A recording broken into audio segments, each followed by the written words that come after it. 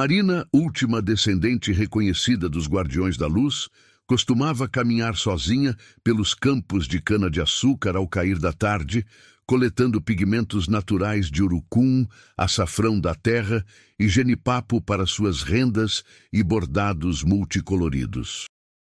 Não era bem conhecida entre os seus. Na verdade, era observada com respeito distante e às vezes temor reverente, porque toda a sua família havia se consumido defendendo a fronteira luminosa contra o implacável avanço das sombras que ameaçavam engolir o mundo. Transformada em artista reclusa, após perder sua mãe na grande batalha do solstício anterior, Marina compunha paisagens intrincadas de fios dourados, escarlates e azul celeste, que não apenas representavam a beleza árida do sertão nordestino, mas também sonhos proféticos e advertências codificadas. Cada renda carregava incrustado um símbolo secreto da profecia ancestral que ecoava desde os tempos imemoriais dos povos originários tupinambás. Havia dias que ela sentia no ar uma tensão impossível de ignorar, como se o próprio universo prendesse a respiração antes de uma grande revelação. As noites eram mais longas do que deveriam. Estrelas piscavam em padrões estranhos, e o canto habitual dos grilos se interrompia abruptamente apenas quando surgia aquele cheiro peculiar de terra seca, misturado com ozônio, prenunciando tempestades que nunca chegavam. Uma manhã particularmente quente de novembro, enquanto bordava cuidadosamente um manto azul profundo no ateliê perfumado de alecrim fresco e alfazema seca, pendurada em feixes no teto de madeira, a anciã benzedeira do vilarejo, Dona Sebastiana, se aproximou com passos apressados e irregulares, suas sandálias de couro curtido levantando pequenas nuvens de poeira vermelha do chão batido.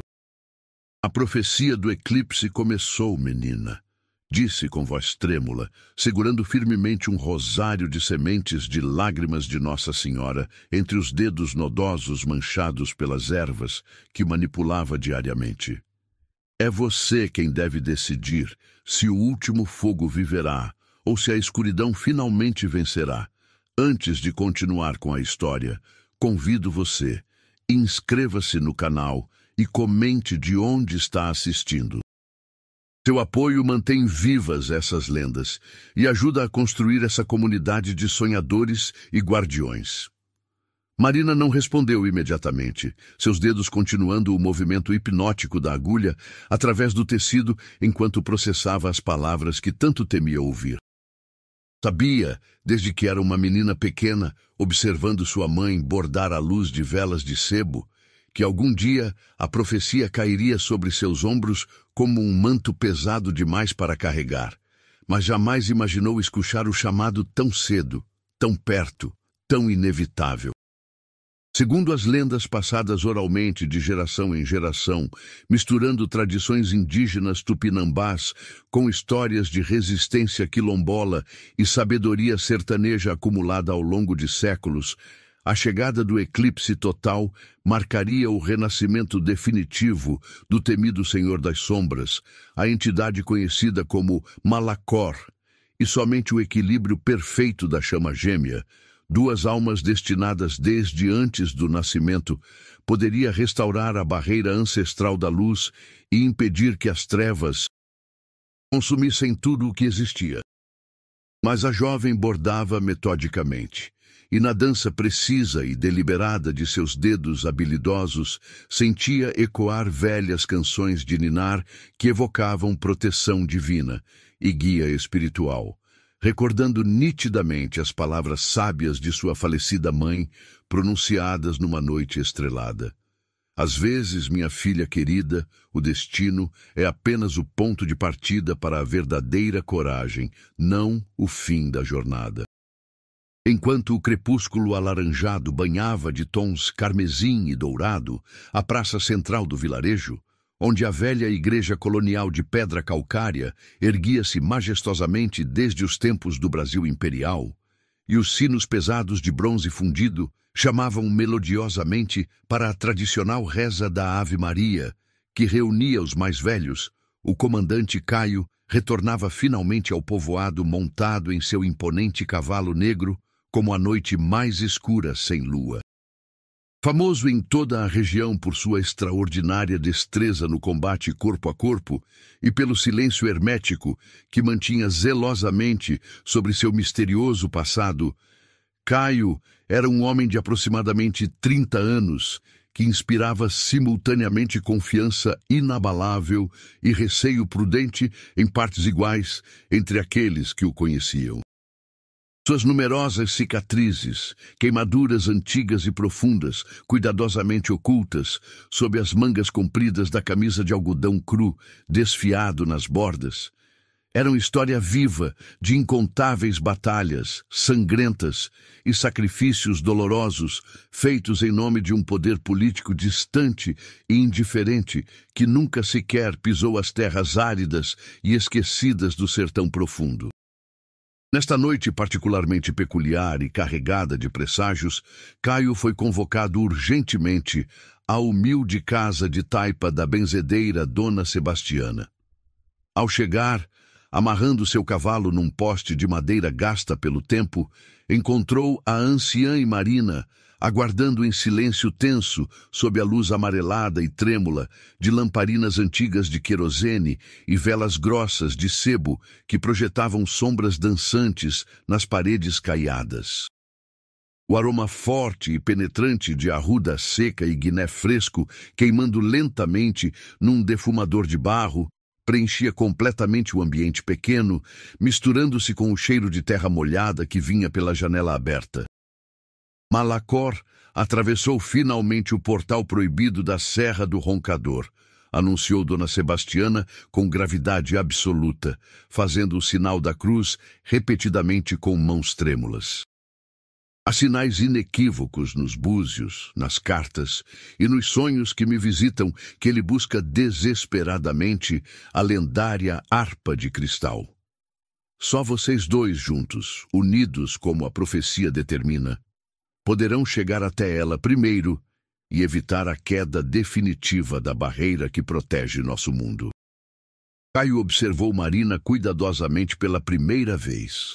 Em seus olhos castanhos profundos e melancólicos, reconheceu instantaneamente o mesmo tremor sutil do dever pesado e da desesperança contida que às vezes via refletidos nos seus próprios olhos ao partir sozinho para batalhas aparentemente impossíveis de vencer contra jagunços cruéis e criaturas sobrenaturais nascidas das trevas mais profundas.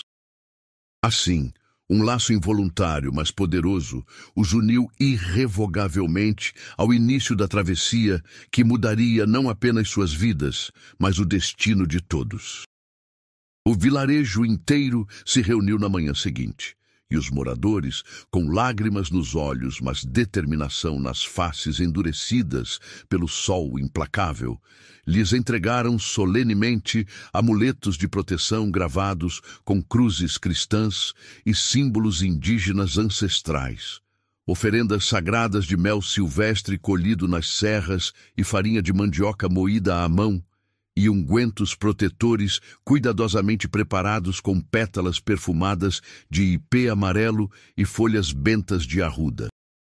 Partiram ao primeiro clarão do amanhecer, quando o galo cantou 3 vezes, cruzando inicialmente ruínas melancólicas de antigas fazendas coloniais de engenho de açúcar envolvidas em neblina espessa e atravessando extensas matas de caatinga resiliente, onde os galhos retorcidos de juremas e mandacaros formavam túneis naturais verdes, cheios de ecos misteriosos de pássaros cantando e cigarras estridulando incessantemente.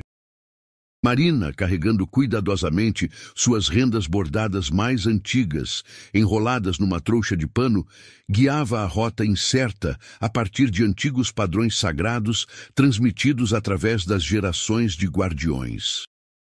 Caio, sempre firme na sela e constantemente alerta para qualquer perigo, protegia cada passo da jornada com sua presença tranquilizadora, enquanto a tensão palpável entre ambos crescia gradualmente como as flores selvagens de sempre vivas que brotam vigorosas após a primeira chuva abençoada que rompe a seca cruel. O caminho tortuoso os levou até as ruínas impressionantes de um antigo quilombo, fundado por escravos fugitivos 3 séculos atrás, onde as paredes grossas de taipa contavam, através de desenhos primitivos feitos com barro vermelho e carvão, a história épica de todas as chamas gêmeas que existiram desde a fundação mítica do território. Ali, cercados por construções desmoronadas, cobertas de vegetação, enfrentaram pela primeira vez as temíveis sombras de Malacor. Seres espectrais feitos de pura desesperança concentrada, capazes de envenenar as memórias mais preciosas e semear dúvidas profundas e paralisantes nos corações mais corajosos. Yu lutou com habilidade combativa e inusitada e impressionante, seu facão de cabo de chifre e sua faca de caça de lâmina curva, brilhando intensamente sob os raios prateados da lua crescente que se erguia no horizonte escuro, enquanto Marina, guiada poderosamente pelas vozes ancestrais urgentes de sua linhagem sanguínea, teceu rapidamente um círculo protetor de luz dourada com suas mãos habilidosas e sua renda mais antiga e poderosa, repelindo vigorosamente os espectros famintos com palavras sagradas de poder sussurradas em tupi antigo que ela nem sabia conscientemente que conhecia. Já relativamente a salvo depois da batalha extenuante, ambos ofegantes e tremendo de adrenalina, compartilharam um momento precioso de silêncio contemplativo à beira de uma cachoeira pequena, mas bela, iluminada por centenas de vagalumes que dançavam no ar úmido como estrelas caídas do céu, trazendo esperança renovada. A atração magnética e o medo paralisante dançavam simultaneamente entre ambos, como forças opostas, mas complementares. Marina, ainda recuperando o fôlego da batalha recente, sentou-se cuidadosamente sobre uma pedra lisa coberta de musgo verde esmeralda, permitindo que suas mãos trêmulas descansassem finalmente sobre o colo, enquanto observava pensativa as águas cristalinas da cachoeira, caindo suavemente sobre rochas ancestrais. Seu coração ainda batia acelerado, não apenas pelo esforço físico do combate contra as sombras, mas também pela proximidade perturbadora de Caio, cuja presença sólida e protetora despertava nela sentimentos confusos que preferia não examinar muito profundamente naquele momento. A jovem guardiã confessou finalmente, com voz baixa, quase engolida pelo som da água corrente, que temia a profecia ancestral tanto quanto temia permitir-se despertar para o amor que sentia crescer perigosamente dentro do peito. Caio, ainda de pé e vigilante por hábito arraigado de anos, servindo como protetor solitário, lhe tomou a mão direita com surpreendente gentileza e respeito, seus dedos calejados envolvendo os dela com calor reconfortante, prometendo solenemente lutar não apenas contra Malacor e suas hordas de criaturas sombrias, mas também contra o destino cruel e implacável que outros, deuses distantes, ancestrais mortos, profecias antigas, haviam imposto sobre suas vidas sem consultar seus verdadeiros desejos.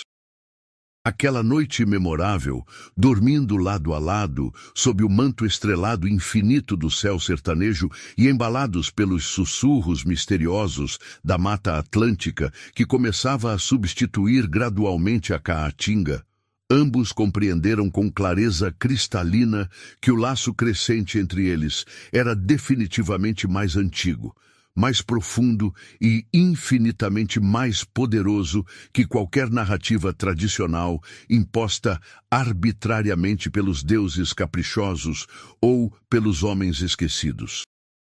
À medida que avançavam constantemente pela travessia cada vez mais perigosa e pelas sucessivas etapas desafiadoras, cruzando pontes suspensas precárias de madeira apodrecida sobre rios caudalosos, repletos de piranhas e jacarés, enganando astutamente conselheiros traidores que serviam secretamente a Malacor, e aprendendo arduamente com pajés sábios e curandeiros experientes, ocultos em aldeias secretas, protegidas magicamente nas profundezas impenetráveis da floresta preservada.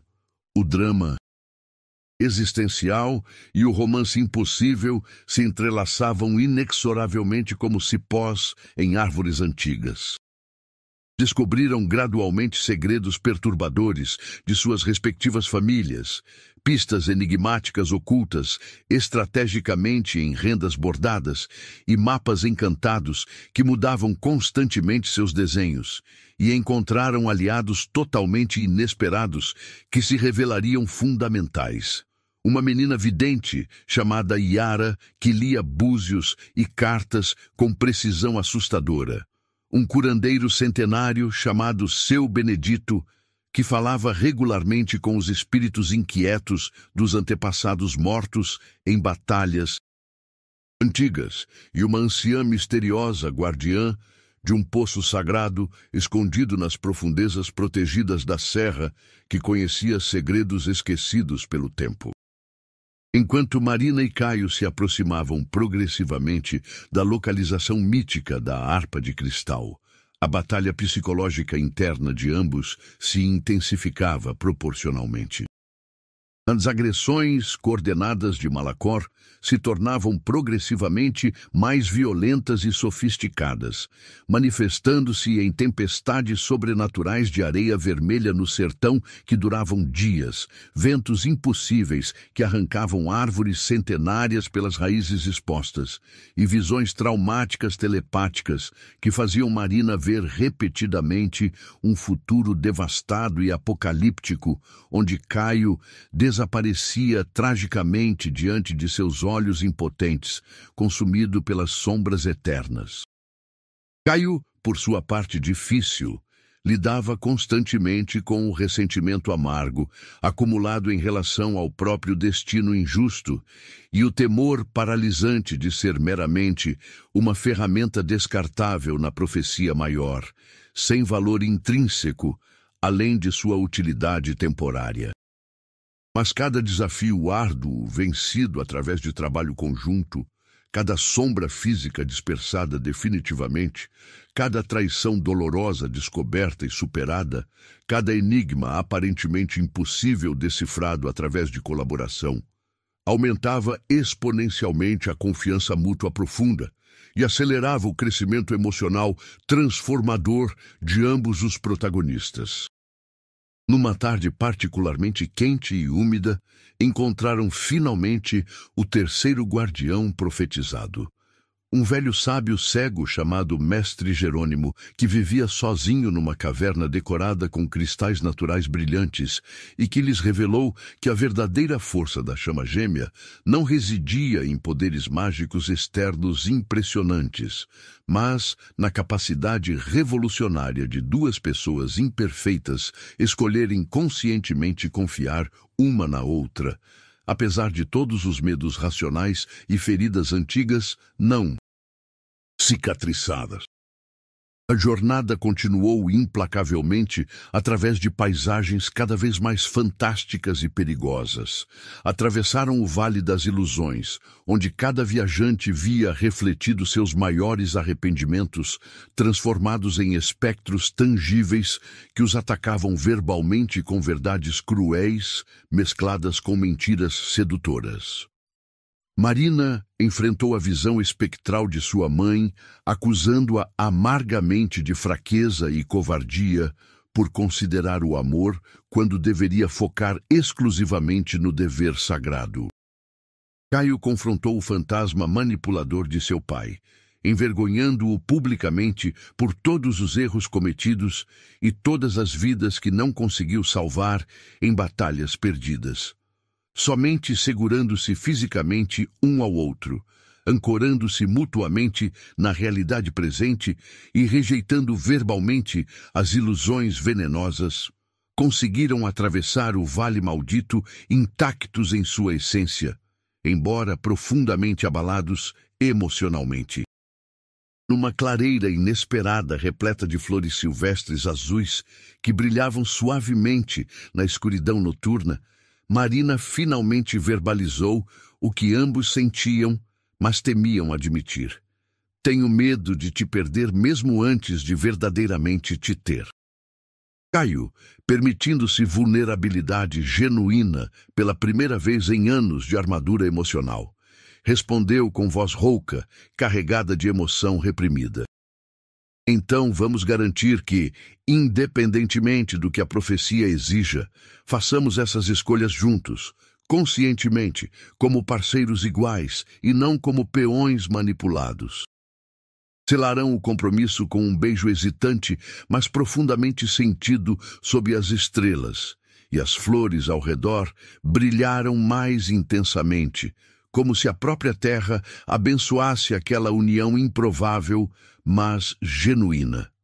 Não perceberam imediatamente, mas naquele momento exato a conexão entre suas almas se fortaleceu magicamente, criando um elo de luz dourada invisível para olhos comuns, mas claramente perceptível para seres mágicos e entidades espirituais que observavam atentamente de outras dimensões. Na manhã seguinte, encontraram gravado numa árvore sagrada, Jatobá centenário, um novo fragmento da profecia que ninguém havia mencionado antes.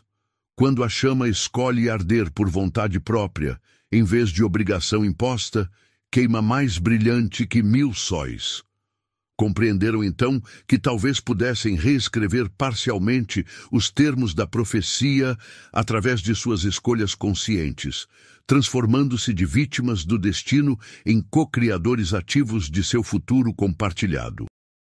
O caminho os levou subsequentemente até as Montanhas Chorosas, assim nomeadas porque correntes de água brotavam constantemente das rochas como lágrimas eternas.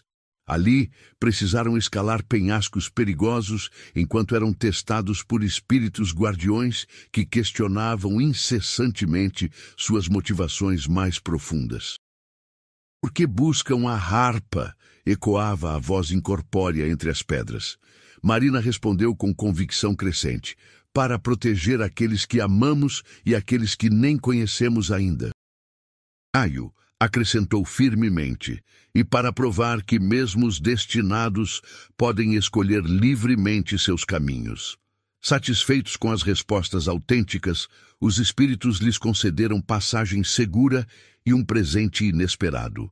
Uma melodia curta de 4 notas que, quando cantada em harmonia perfeita, afastaria temporariamente as sombras menores. Praticaram durante toda a escalada, suas vozes, inicialmente desafinadas, gradualmente encontrando sincronia natural, suas respirações coordenando-se, seus movimentos tornando-se espelhados, como se fossem verdadeiramente 2 metades de um todo maior. No cume da montanha, encontraram um altar abandonado coberto de oferendas antigas deterioradas pelo tempo. Flores murchas, velas derretidas, pequenas esculturas de barro quebradas. Decidiram espontaneamente deixar suas próprias oferendas. Marina cortou uma mecha de cabelo e a entrelaçou com fios dourados de seu bordado mais precioso. Caio deixou seu punhal de família, a última lembrança física de seu pai.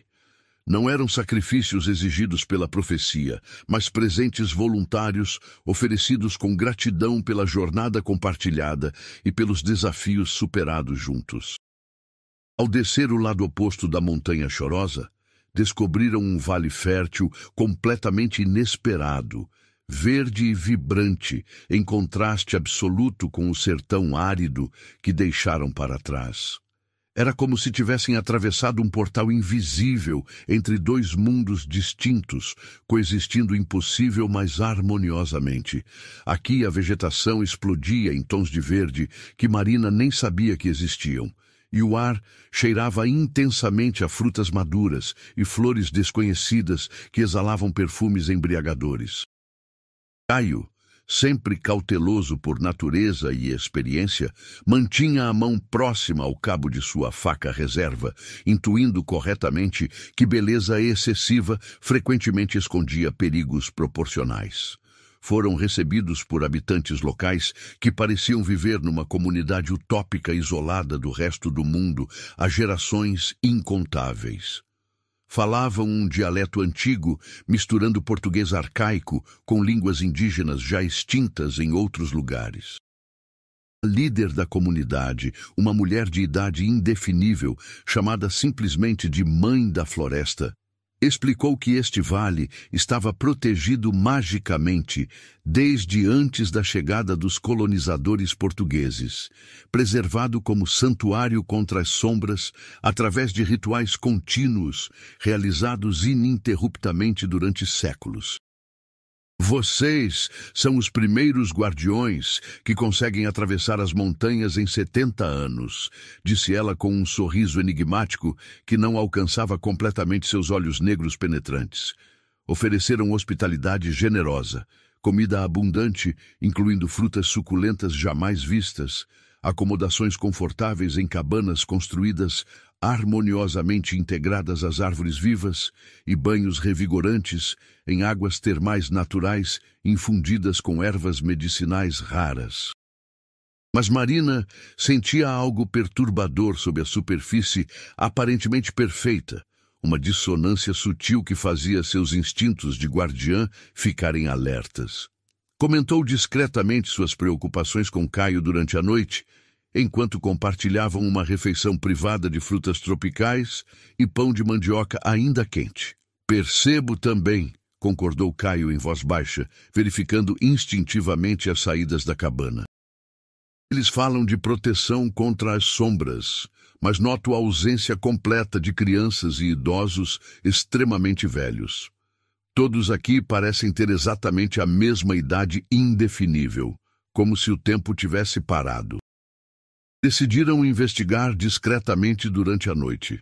Marina fingiu retirar-se cedo, alegando cansaço da escalada, enquanto Caio se ofereceu para patrulhar o perímetro sob pretexto de velho hábito militar.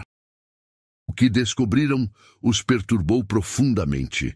No centro oculto da comunidade, protegido por ilusões mágicas que apenas guardiões podiam penetrar, encontraram um bosque de árvores cristalizadas eternamente presas entre vida e morte.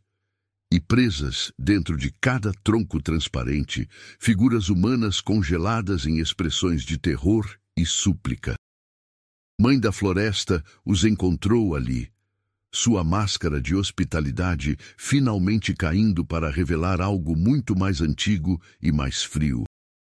Não podiam simplesmente aceitar nossa generosidade e partir descansados pela manhã? Perguntou com evidente frustração. Explicou que o preço da proteção eterna contra as sombras havia sido canalizar constantemente energia vital, e quando os habitantes originais do vale se esgotaram, começaram a capturar viajantes ocasionais, preservando-os neste estado suspenso para drenar lentamente sua essência ao longo de décadas. Vocês dois, porém, são especiais, continuou com um sorriso predatório. Uma chama gêmea ativa forneceria energia suficiente para séculos. Imagine, poderiam descansar eternamente enquanto protegem este paraíso. Não é um destino melhor que morrer lutando contra Malacor? Marina sentiu náusea física ante a proposta. Caio, posicionando-se protetoramente à sua frente, respondeu com voz gelada. Preferimos escolher nosso próprio destino, mesmo que termine em derrota, a viver eternamente como prisioneiros alimentando a utopia falsa de outros. A batalha que se seguiu foi diferente de todas anteriores. Mãe da Floresta controlava toda a vegetação do vale como extensões de sua vontade, e as árvores vivas atacavam com raízes que emergiam do solo e galhos que açoitavam como chicotes pontiagudos. Marina teceu freneticamente proteções de luz, enquanto Caio cortava através da vegetação atacante, mas estavam sendo gradualmente cercados e separados. Foi quando Marina se lembrou da melodia de 4 notas ensinada pelos espíritos da montanha. Começou a cantar alto, sua voz clara cortando através do caos. Caio, compreendendo imediatamente, uniu sua voz mais grave à dela mesmo enquanto continuava combatendo fisicamente. A harmonia entre suas vozes criou uma ressonância que fez as árvores cristalizadas vibrarem violentamente. Uma por uma, começaram a rachar, liberando os prisioneiros congelados que caíram no solo gasping, finalmente livres após décadas de aprisionamento torturante. A energia drenada retornou violentamente às vítimas libertadas, rompendo o feitiço que mantinha o vale isolado. Mãe da Floresta, revelando finalmente sua verdadeira forma como uma criatura antiga, parasitária, que havia assumido identidade humana séculos atrás, tentou uma última investida desesperada. Marina e Caio, agora completamente sincronizados, entrelaçaram suas mãos e direcionaram juntos uma onda de luz purificadora que não destruiu a criatura, mas quebrou definitivamente seu controle sobre o vale e seus habitantes. Exaustos, mas vitoriosos, ajudaram os libertados a se reorientarem. Muitos eram descendentes dos viajantes originais capturados, nascidos em cativeiro e sem conhecer existência fora do vale. Uma jovem chamada Thalita, particularmente grata, revelou ter sonhos proféticos durante seu aprisionamento parcial. Vi vocês chegando aqui, explicou, e vi também onde precisam ir em seguida, o Lago dos Espelhos, onde a harpa de cristal aguarda protegida por reflexos de todas as possibilidades. Forneceu-lhes um mapa desenhado a partir de suas visões oníricas, e vários dos libertados insistiram em acompanhá-los como aliados agradecidos. Marina e Caio aceitaram 3 voluntários. Thalita, a vidente, Joaquim, um curandeiro que conhecia ervas medicinais, e Tomás, um guerreiro jovem, mas habilidoso. Partiram juntos ao amanhecer, o grupo agora fortalecido não apenas em número, mas em diversidade de habilidades complementares. A jornada até o Lago dos Espelhos levou 2 semanas, atravessando terrenos progressivamente mais estranhos, onde as leis naturais pareciam funcionavam diferentemente. Encontraram uma floresta, onde as árvores cresciam invertidas com raízes no ar e copas enterradas. Rios que corriam montanha acima, desafiando gravidade, e criaturas híbridas que pareciam mistura impossível de múltiplos animais diferentes.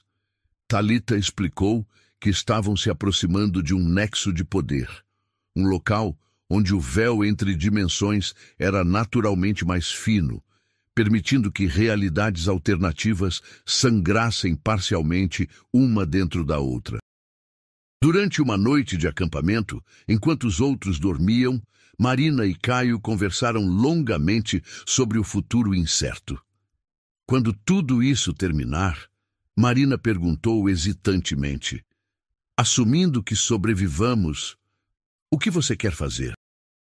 Caio permaneceu em silêncio pensativo antes de responder. Nunca me permiti pensar além da próxima batalha. Mas agora, com você, posso imaginar algo diferente. Talvez um lugar tranquilo, onde possamos simplesmente ser, sem profecias ou destinos impostos. Marina apoiou a cabeça em seu ombro, observando as estrelas impossíveis deste lugar estranho, onde constelações desconhecidas brilhavam.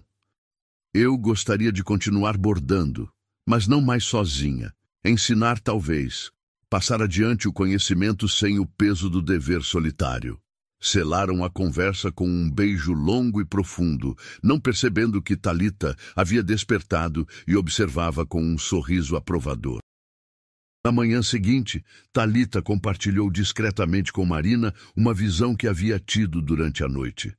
Vocês dois mudarão fundamentalmente a natureza da profecia. O que era inevitável se tornará escolha. O que era sacrifício se tornará transformação. Quando Marina perguntou o que isso significava especificamente, Thalita apenas sorriu enigmaticamente. O futuro ainda não decidiu completamente. Suas escolhas ainda importam. Finalmente alcançaram o Lago dos Espelhos ao pôr do sol, e o espetáculo deixou todos momentaneamente sem palavras. A superfície da água era perfeitamente imóvel como vidro polido, refletindo não apenas o céu acima, mas infinitas variações. Versões onde chegavam sozinhos, onde chegavam acompanhados por exércitos, onde nunca chegavam, onde chegavam muito tarde. Cada reflexo mostrava uma possibilidade diferente, uma realidade alternativa divergindo infinitesimalmente dos outros. À margem do Lago dos Espelhos, o grupo estabeleceu acampamento cauteloso, mantendo distância respeitável da água perturbadora. Joaquim, o curandeiro recém-liberto, preparou chá calmante de ervas para todos, antecipando corretamente que precisariam de mentes centradas para enfrentar o que vinha a seguir. Tomás montou guarda no perímetro, sua juventude compensada por instintos aguçados desenvolvidos durante anos aprisionado, sempre alerta para ameaças sutis. Thalita sentou-se em meditação profunda, tentando discernir através de suas visões qual caminho entre as infinitas possibilidades refletidas representava sua realidade atual. Marina aproximou-se cuidadosamente da margem do lago, fascinada e perturbada pela multiplicidade de reflexos. Via-se em incontáveis variações, velha e sábia, jovem e derrotada, gloriosa e transformada, quebrada e consumida. Em alguns reflexos estava sozinha. Em outros, Caio permanecia ao seu lado. Em alguns particularmente perturbadores, ele jazia morto a seus pés. Como sabemos qual é real?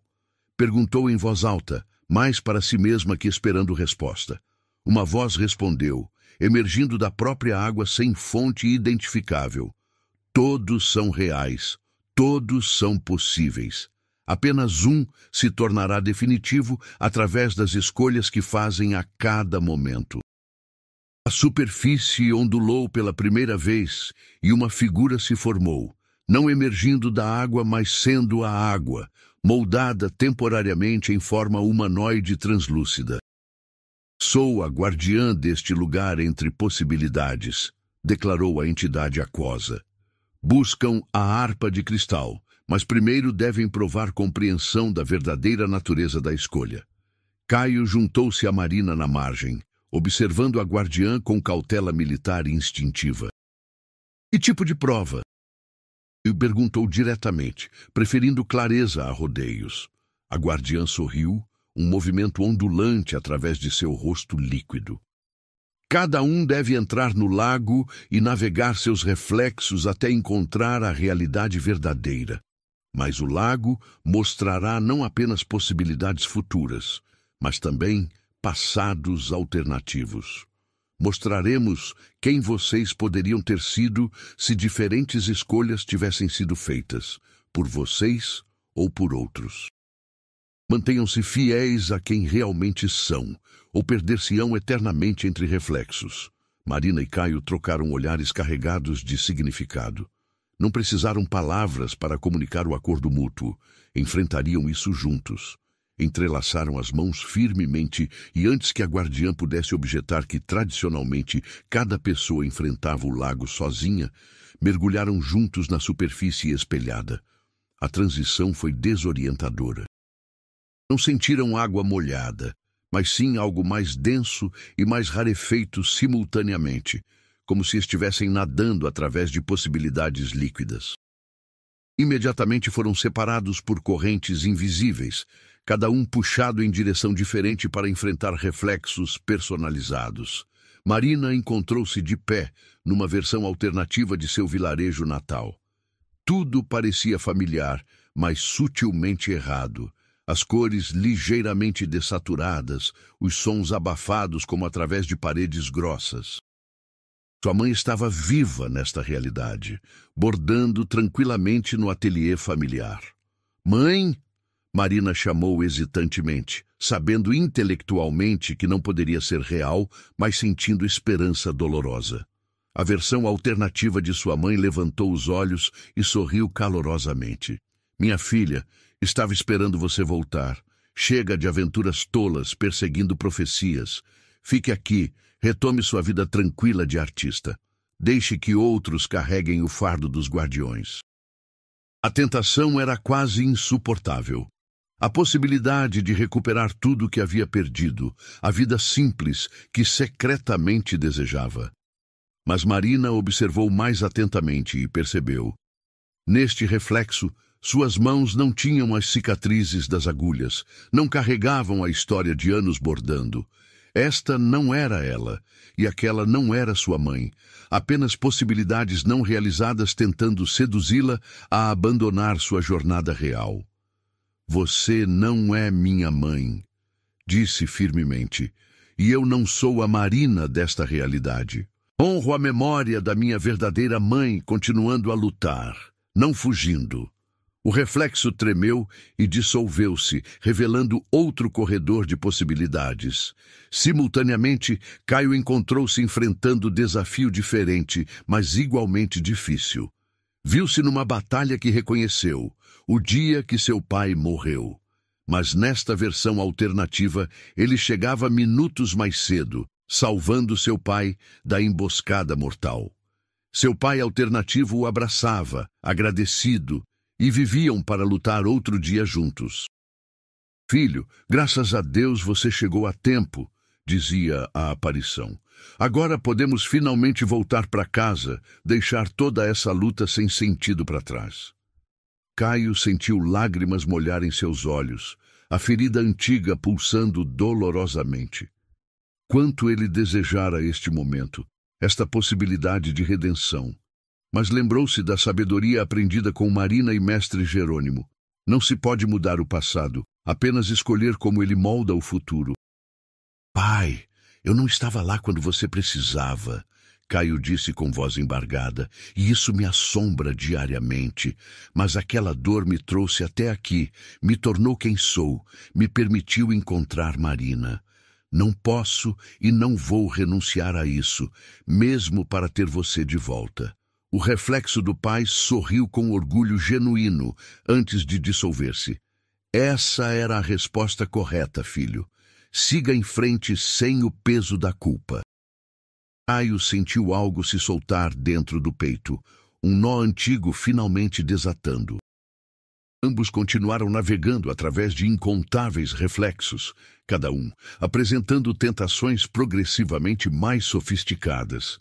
Marina viu versões onde tinha poder ilimitado, mas solidão absoluta, onde era amada por todos, mas havia traído seus valores, onde nunca conhecera Caio, mas também nunca experimentara o medo de perdê-lo.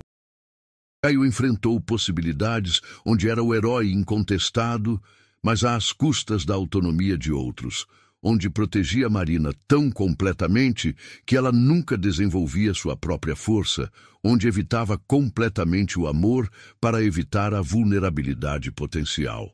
Rejeitaram sistematicamente cada tentação, ancorando-se na compreensão crescente de que não era a ausência de dor ou medo que importava, mas a escolha consciente de enfrentar ambos por algo que realmente valesse.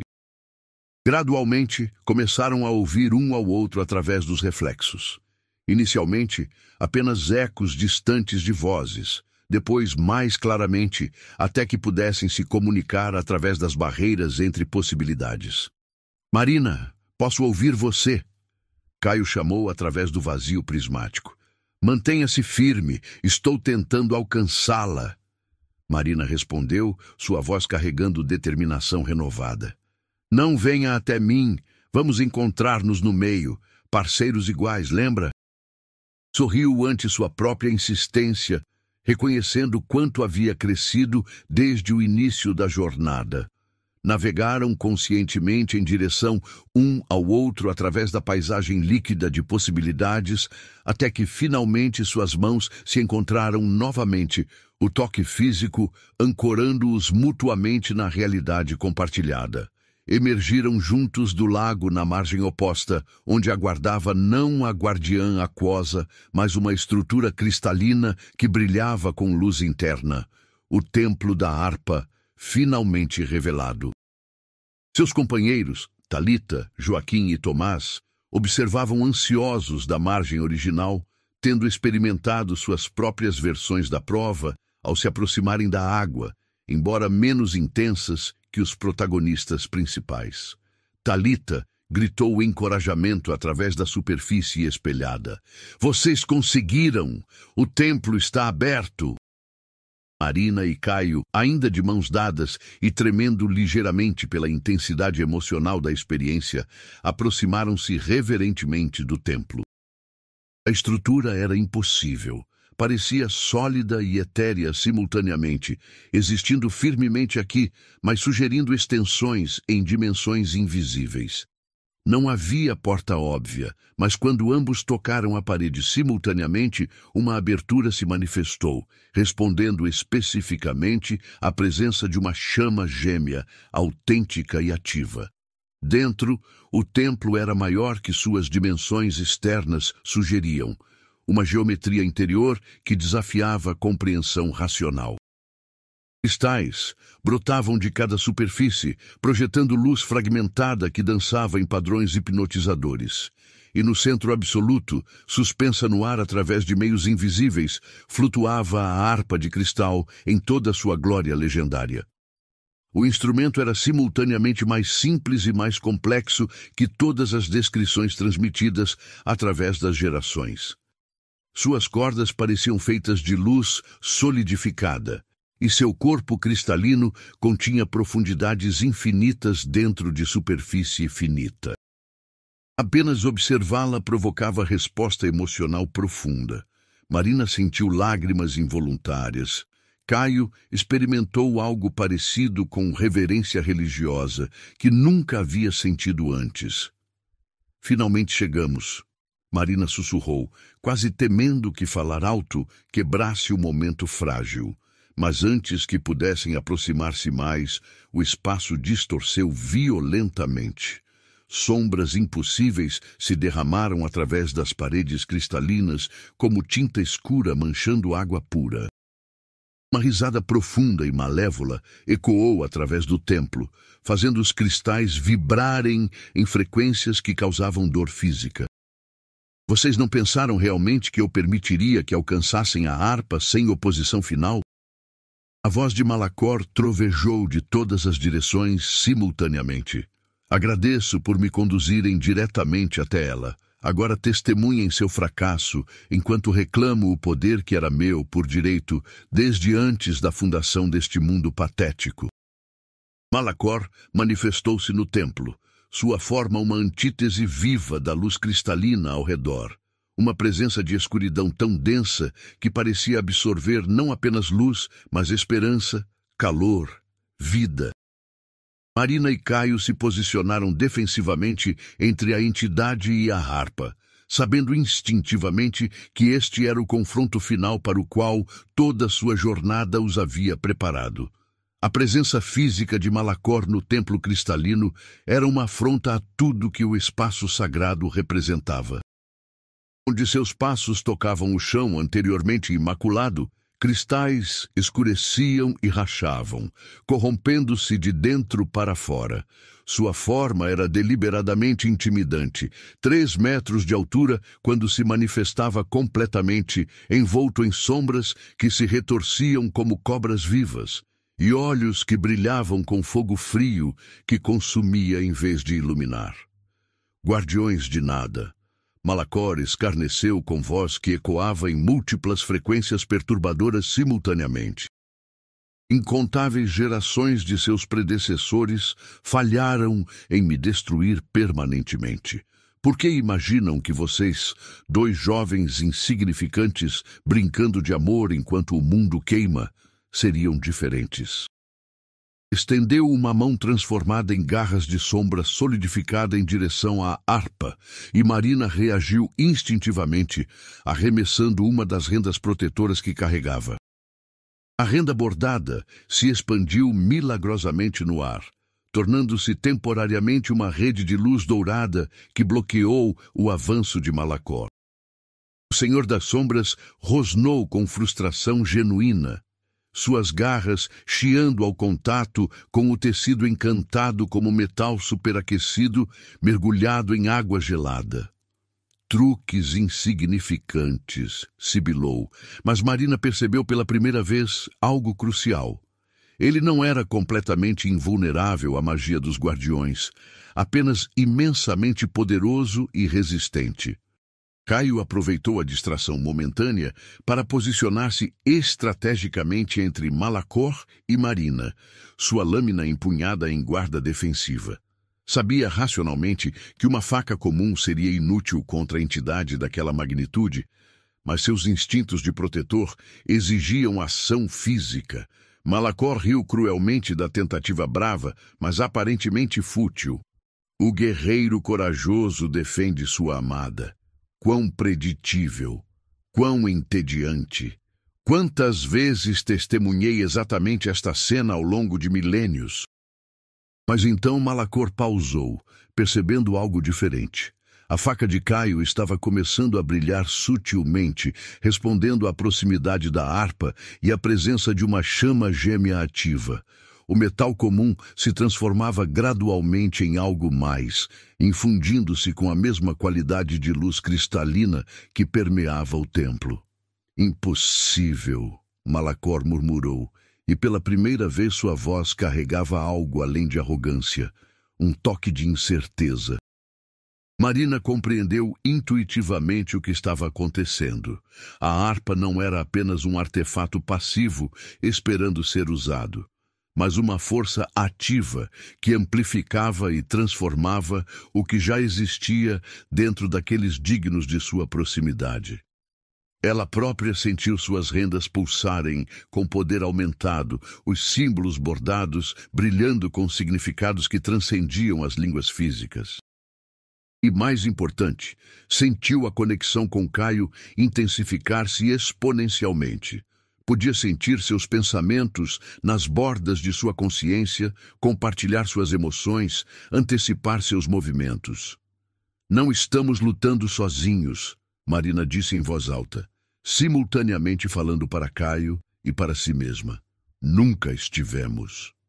Caio assentiu compreensivamente e, sem necessidade de discussão verbal, começaram a se mover em sincronia perfeita. Quando Malacor lançou torrentes de sombras corrosivas, Caio bloqueava fisicamente enquanto Marina tecia proteções complementares.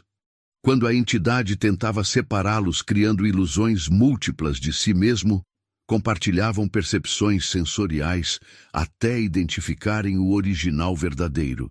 Quando Malacor invocava espectros de vítimas passadas para atacar psicologicamente, lembravam um ao outro das verdades aprendidas no Lago dos Espelhos. A batalha escalou em intensidade e complexidade. Malacor, percebendo que táticas convencionais eram insuficientes contra esta chama gêmea particularmente resiliente, mudou de estratégia. Vocês lutam bravamente agora, concedeu com tom calculadamente razoável, mas consideram o custo final? A profecia exige sacrifício. Uma chama gêmea deve queimar para selar permanentemente a barreira.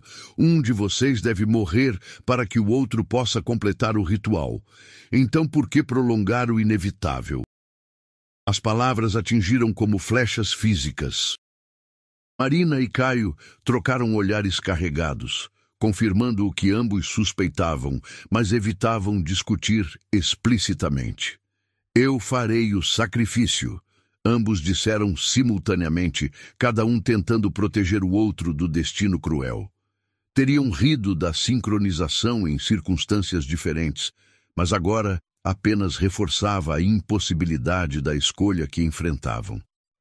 Malacor sorriu amplamente, sabendo que havia introduzido divisão psicológica onde anteriormente existia unidade perfeita.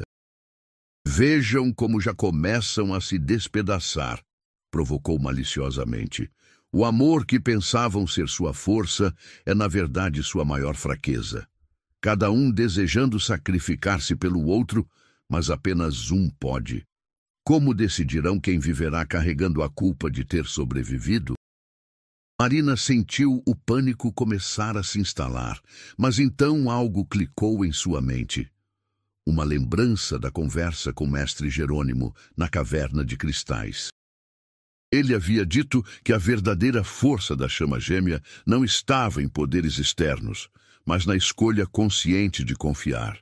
E Talita havia profetizado que eles mudariam fundamentalmente a natureza da profecia, transformando inevitabilidade em escolha, sacrifício em transformação. Ele está mentindo, Marina disse subitamente com convicção crescente, sua voz cortando através da atmosfera opressiva. Ou, no mínimo, contando apenas metade da verdade. As profecias antigas foram interpretadas através de gerações, distorcidas, simplificadas, mas nós não somos obrigados a aceitar a interpretação de outros. Caio compreendeu imediatamente aonde ela queria chegar. Uma chama deve queimar para selar a barreira, repetiu as palavras da profecia. Mas não especifica que deve ser extinta. Fogo pode queimar sem consumir completamente sua fonte. Pode transformar sem destruir. Malacor rugiu com fúria genuína, percebendo que estavam escapando da armadilha psicológica que havia funcionado contra incontáveis guardiões anteriores. Arrogância. Vocês pensam que podem reescrever leis fundamentais estabelecidas antes da existência humana? A magia exige equivalência. Poder deste, magnitude, demanda preço correspondente. Então pagaremos juntos, Marina declarou firmemente, estendendo sua mão para Caio. Ele a segurou sem hesitação, e ambos se voltaram para a harpa de cristal, flutuando serena entre o caos ao redor. Caminharam deliberadamente em direção ao instrumento lendário, ignorando os ataques desesperados de Malacor, que agora os bombardeava com torrentes cada vez mais frenéticas de sombras corrosivas. As proteções que teciam juntos, luz de Marina entrelaçada com a determinação física de Caio, os mantinham relativamente protegidos, embora ambos acumulassem ferimentos superficiais. Sangue escorria de um corte na testa de Caio. Uma queimadura sombria marcava o braço exposto de Marina, mas continuaram avançando inexoravelmente. Alcançaram finalmente a harpa, e ao tocarem simultaneamente suas cordas cristalinas, o som que emergiu não era música no sentido convencional, mas algo mais fundamental. A vibração subjacente da própria realidade tornada audível. Os cristais do templo inteiro ressoaram em harmonia, amplificando e multiplicando a nota única em sinfonia cósmica. Malacor gritou com agonia genuína quando as ondas sonoras o atingiram. Não era ataque físico, mas algo que expunha e desafiava sua própria existência. "O que estão fazendo?" demandou com voz distorcida pela primeira vez, mostrando algo além de arrogância. Medo verdadeiro. "Isto destruirá todos nós." "Não!" Marina respondeu, e sua voz carregava a ressonância da própria harpa. "Isto transformará tudo." Ela compreendeu com clareza cristalina o que a harpa realmente representava. Não era arma ou ferramenta, mas catalisador de mudança fundamental. E essa mudança não precisava ser destrutiva, podia ser evolutiva.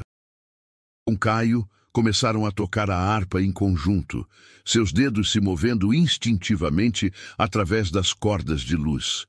A música que criavam contava a história de sua jornada, cada obstáculo superado, cada escolha feita, cada momento de vulnerabilidade compartilhada.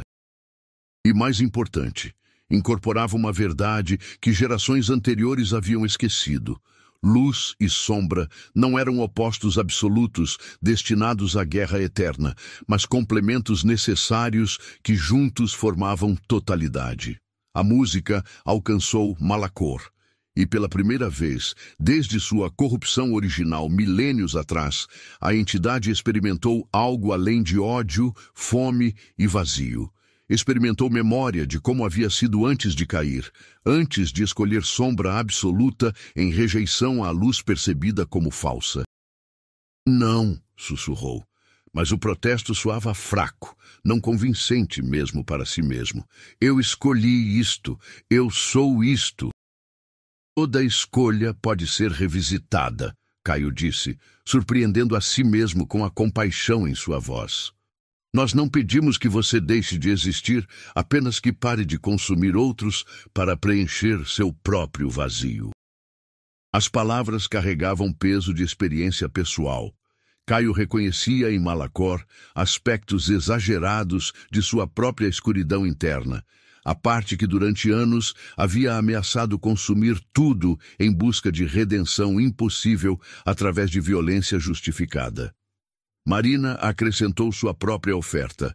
Há lugar para sombra no mundo, noite necessária após dia exaustivo, descanso após trabalho, silêncio após ruído, mas sombra que nutre em vez de consumir, que complementa em vez de destruir. Suas palavras refletiam compreensão desenvolvida através da jornada. Ela que inicialmente via sua própria timidez e medo como fraquezas, agora reconhecia como aspectos necessários de equilíbrio. A harpa amplificou suas ofertas, transformando palavras em possibilidade tangível. Malacor experimentou pela primeira vez em milênios algo que havia esquecido completamente: escolha genuína livre de compulsão ou desespero. Podia continuar resistindo, consumindo e corrompendo, até finalmente ser destruído pela própria insustentabilidade de sua existência. Ou podia aceitar transformação, integrar-se em nova ordem, onde sombra tinha lugar legítimo, sem necessidade de domínio absoluto. O momento se estendeu eternamente, enquanto Malacor lutava internamente. Toda sua identidade estava construída sobre rejeição, ódio e resistência contra o que percebia como tirania da luz. Aceitar agora parecia traição de si mesmo, de milênios de luta, mas continuando significava dissolução eventual em nada, enquanto transformação oferecia possibilidade de existência renovada e com propósito. Com um rugido que combinava agonia e liberação, Malacor finalmente cedeu. Aceito, disse, e as palavras custaram tudo o que ele era. Sua forma começou a desfazer, não desintegrando, mas transformando. As sombras densas e corrosivas que o compunham se suavizaram, tornando-se escuridão tranquila de noite estrelada em vez de vazio devorador. A presença que anteriormente sugava vida começou simplesmente a existir sem necessidade de consumir. Marina e Caio continuaram tocando a harpa, guiando a transformação através de música. Sentiam a energia fluindo através deles, não drenando suas vidas como sacrifício, mas ampliando e distribuindo através de toda a rede de vida conectada. Cada ser vivo no território, humano, animal, planta, contribuiu minúscula fração de energia vital, quantidade imperceptível individualmente, mas cumulativamente suficiente para alimentar magia de magnitude necessária. A barreira entre luz e sombra, que havia sido estrutura rígida de contenção, se transformou em membrana permeável que permitia fluxo controlado.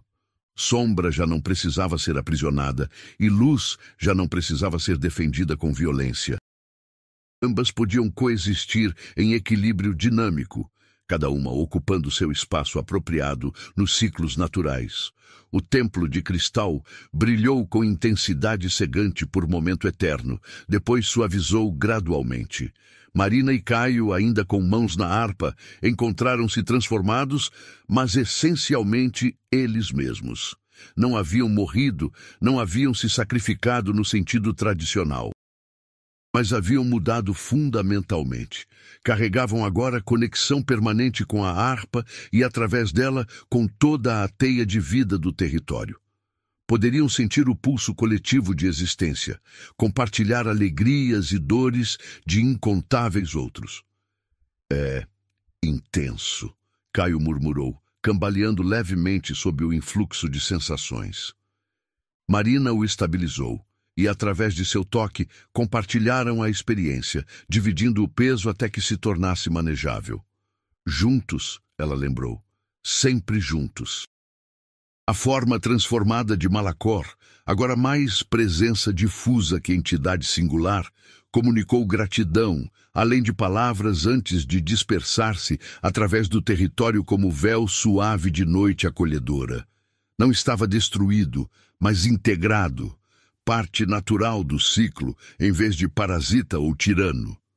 Do outro lado do Lago dos Espelhos, Talita, Joaquim e Tomás observaram com reverência enquanto o templo irradiava luz transformadora.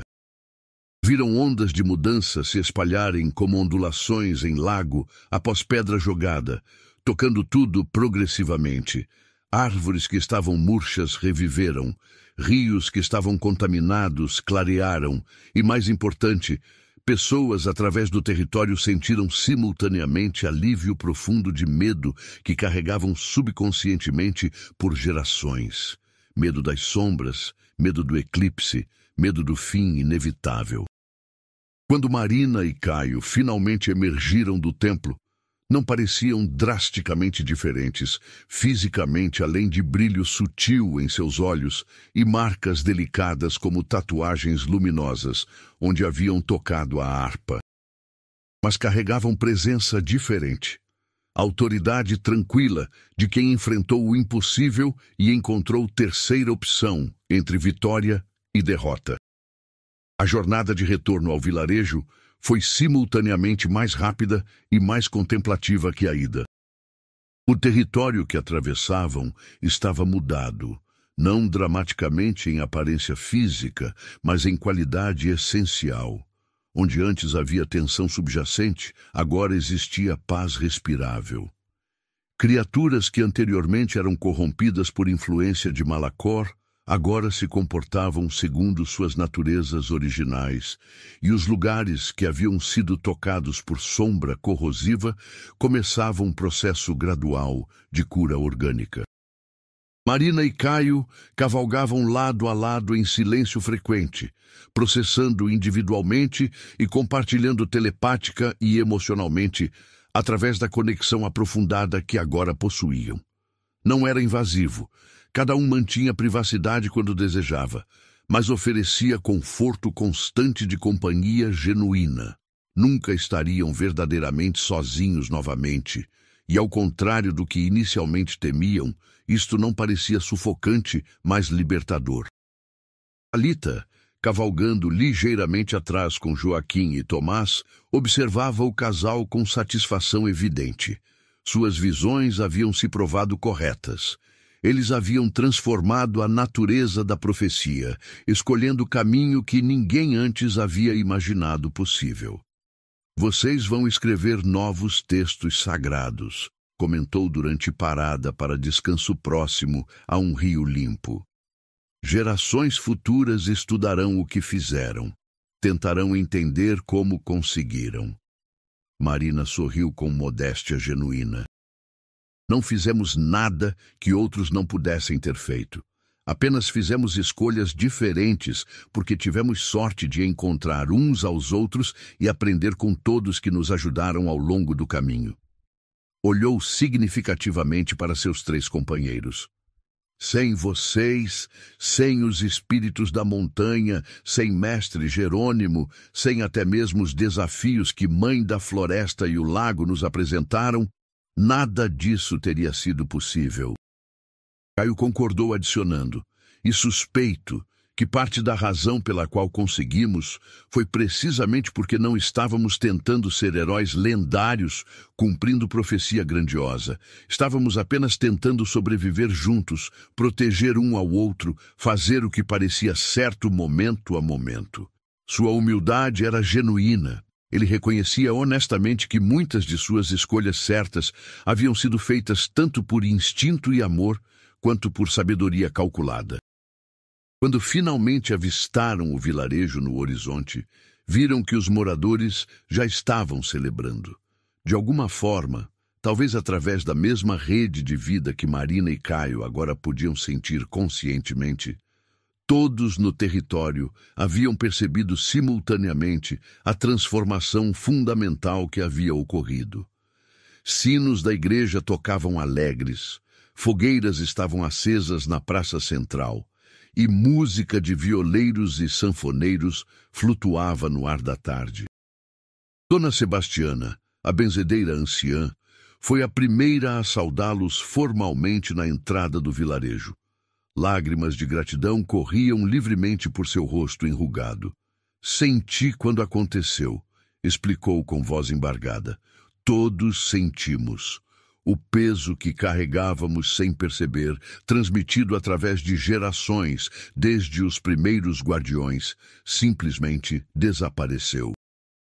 Fez o sinal da cruz e abençoou ambos com palavras em latim, misturado com invocações indígenas. As celebrações duraram 3 dias inteiros. Pessoas vieram de vilas e fazendas distantes, todos querendo ver e agradecer aos guardiões que haviam feito o impossível. Marina e Caio tentaram deflexionar o crédito repetidamente, mas eventualmente aceitaram com graça que as pessoas precisavam expressar gratidão de alguma forma tangível. Participaram das festividades, mas também garantiram que Thalita, Joaquim e Tomás fossem igualmente reconhecidos e honrados por suas contribuições vitais. Durante a segunda noite de celebração, enquanto dançavam juntos pela primeira vez ao som de forró tradicional tocado na praça, Marina sussurrou para Caio: "O que fazemos agora? Somos ainda guardiões quando já não há mais ameaça para guardar contra?" Era pergunta genuína. Suas identidades haviam sido definidas por tanto tempo pela luta contra as sombras que a paz repentina criava vazio existencial estranho. Caio refletiu enquanto giravam juntos, seus movimentos sincronizados após tanto tempo lutando lado a lado.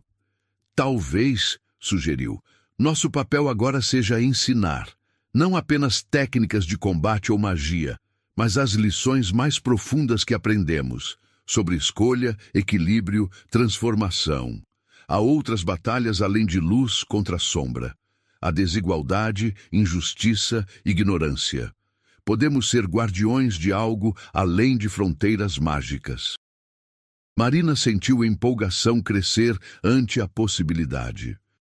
"Sim", concordou com entusiasmo aumentando. "E eu posso continuar bordando, mas agora ensinando outras também. Arte como forma de preservar e transmitir sabedoria, não apenas beleza." Já estava visualizando ateliê expandido, onde meninas e mulheres do vilarejo e além poderiam aprender não apenas técnica, mas também história codificada em padrões tradicionais. Nas semanas seguintes, começaram a implementar suas visões. Caio, com apoio do Conselho de Anciãos do vilarejo, estabeleceu escola que ensinava defesa, mas também diplomacia, força, mas também compaixão. Aceitava estudantes de todas as idades e gêneros, desafiando tradições que anteriormente reservavam treinamento marcial apenas para homens jovens. Joaquim juntou-se como instrutor, ensinando medicina de ervas e primeiros socorros. Tomás, apesar de sua juventude, trouxe perspectiva valiosa sobre superação de trauma e reconstrução de identidade após aprisionamento. Marina transformou seu pequeno ateliê em centro cultural. Thalita a ajudou a estabelecer círculos de contação de histórias, onde anciãs compartilhavam lendas tradicionais e jovens contribuíam narrativas contemporâneas. Ensinava bordado como meditação ativa e forma de processar emoções, descobrindo que muitas mulheres carregavam traumas não verbalizados que encontravam expressão através de agulha e linha. Suas rendas se tornaram famosas não apenas por beleza, mas por propriedades sutilmente terapêuticas. Pessoas relatavam sentir-se mais centradas e tranquilas quando envolvidas em tecidos que ela criava. O aspecto mais desafiador de sua nova vida era gerenciar as conexões expandidas que agora possuíam através da harpa. Podiam sentir dor e alegria de outros através do território e, inicialmente, foi absolutamente avassalador. Aprenderam gradualmente, através de prática e experimentação, a modular a conexão, abrindo-se conscientemente quando queriam ajudar alguém específico, mas mantendo proteções saudáveis para preservar sanidade pessoal. Descobriram também que não precisavam resolver todos os problemas pessoalmente. Frequentemente, bastava direcionar pessoas para recursos apropriados ou simplesmente testemunhar sua dor com presença compassiva. Antes do último ato desta história, convido você mais uma vez. Inscreva-se no canal e conte nos comentários de onde você acompanha esta lenda. Seu apoio torna possível que novas histórias continuem brilhando em nossa comunidade. 6 meses após sua vitória sobre Malacor, Marina descobriu que estava grávida. A notícia trouxe alegria misturada com preocupação. Como seria uma criança concebida por uma chama gêmea transformada? Consultaram Dona Sebastiana e Mestre Jerônimo, que viajou especialmente para visitá-los quando sentiu a notícia através da rede. Ambos asseguraram que a criança seria saudável, talvez portadora de sensibilidades mágicas leves, mas fundamentalmente humana e livre para escolher seu próprio caminho. Não mais profecias impondo destinos sobre inocentes. Marina insistiu firmemente. Nossa filha ou filho viverá livre para descobrir quem deseja ser.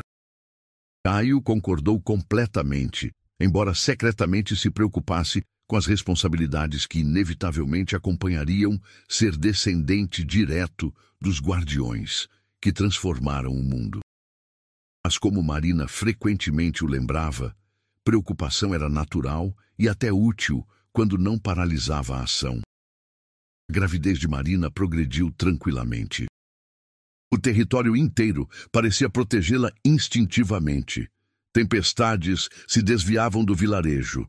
Colheitas eram abundantes, provendo nutrição adequada. Até animais selvagens demonstravam gentileza incomum quando a encontravam durante caminhadas. Caio brincava que a própria terra estava investida no bem-estar do bebê, e talvez não fosse completamente brincadeira. Quando finalmente sua filha nasceu numa noite de lua cheia com céu surpreendentemente estrelado, choraram juntos de alívio e júbilo. Nomearam-na Aurora, representando novo começo e promessa de luz após a escuridão. A bebê tinha olhos escuros atentos como a mãe e cabelo negro como o pai, e quando olhava ao redor parecia ver mais que bebês normalmente veem.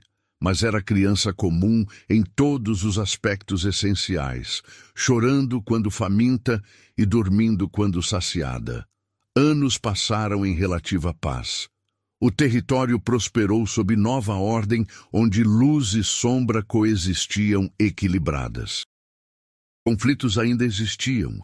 Humanos eram humanos e desacordos sobre propriedade, relacionamentos e recursos continuavam surgindo, mas eram resolvidos através de diálogo e mediação em vez de violência automática. Marina e Caio envelheceram graciosamente. Linhas de expressão ao redor de seus olhos, aprofundando-se não de preocupação, mas de risos e sorrisos compartilhados. Aurora cresceu curiosa e bondosa, mostrando talento tanto para bordado da mãe quanto para estratégia do pai, mas desenvolvendo principalmente paixão por botânica e agricultura. Escolheu caminho próprio cultivando jardins medicinais que supriam curandeiros através de todo o território. nunca demonstrou interesse em ser guardiã no sentido tradicional, e seus pais apoiaram completamente sua autonomia. Nas noites de lua cheia, Marina e Caio mantinham tradição de caminhar juntos até a clareira de flores azuis que haviam brotado após sua primeira grande batalha contra as sombras. Flores que agora cresciam permanentemente, nunca murchando mesmo no auge da seca. Ali, sentados lado a lado sob estrelas, relatavam histórias de sua jornada para a aurora e eventualmente para seus netos também. O verdadeiro poder, Marina dizia frequentemente, não reside em magia ou profecia, mas em escolher conscientemente amor sobre medo, compreensão sobre julgamento, transformação sobre destruição. Caio sempre acrescentava: e em reconhecer que não precisamos ser perfeitos ou completamente corajosos. Precisamos apenas continuar escolhendo, momento após momento, permanecer conectados à nossa humanidade e uns aos outros. Assim, a lenda da chama gêmea transcendeu os ciclos do tempo, mostrando às gerações vindouras que, sob o céu brasileiro, toda a magia que nasce do coração nunca morre, e que a maior coragem não está em sacrificar-se heroicamente, mas em viver autenticamente, amar vulnerável e profundamente, e ter esperança persistente de que podemos sempre escolher criar algo melhor que o que herdamos. Marina e Caio viveram longas vidas, nunca perdendo a centelha primeira de seu vínculo. Quando finalmente partiram, com décadas de diferença, mas reunidos espiritualmente, através da conexão que transcendia a morte física, deixaram legado não de guerra vencida, mas de paz construída, não de inimigos destruídos, mas de possibilidades transformadas. E em noites particularmente claras, alguns juravam ainda poder ouvir melodia suave da harpa de cristal ecoando através do território, lembrando a todos que onde há amor genuíno e escolha consciente, há sempre esperança de novo amanhecer.